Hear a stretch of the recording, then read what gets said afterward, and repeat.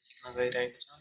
यो AI06 लाई कसरी अनलाइन गर्ने भनेर त्यसको लागि स्क्रिनमा टच गर्नु, सिस्टममा जानु, सेटिङमा गइसकेपछि यहाँ कम्युनिकेसन सेटमा जानु होला अनि यहाँ त्यसपछि अब तपाईको यहाँ कम सेटमा यही अप्सन छोड्नु होला, कम सेटमा चलाउनु होला। त्यसपछि यहाँ सर्भरमा जानु, यहाँ सर्भर आइपी सेट गर्नु होला।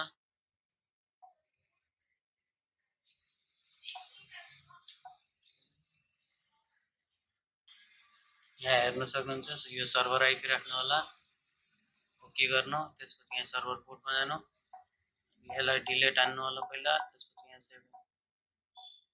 7788 राख्नु, ओके गर्नु होला। यहाँ DHCP लाई नो गरिदिनु होला, सर्भर रिक्वेस्ट यस गर्नु होला। सेटिङ यति गर्ने, यति गरिसकेपछि ब्याक गर्नु। अब तपाईले इथरनेटदेखि अब कनेक्ट गर्ने हो भने यहाँ जानु, DHCP अन गरिदिनु होला। त्यसपछि ब्याक गर्नु,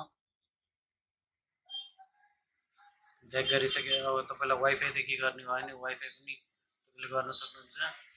वाइफाईमा गएपछि सर्च गर्नु, वाइफाई सर्च गरिसकेपछि अनि यहाँ वाइफाईको पासवर्ड हान्ने, के गर्नु होला, ओके गरेपछि होल्ड गर्नु। यहाँ कनेक्टेड भन्यो, वाइफाई कनेक्ट भइसक्यो तपाईले ब्याक गर्नु होला, एकछिन वेट गर्नु। यहाँ हेर्न सक्नुहुन्छ स्क्रिनमा यहाँ वाइफाई पनि कनेक्ट भइसक्यो, अनलाइन पनि भइसकेको छ।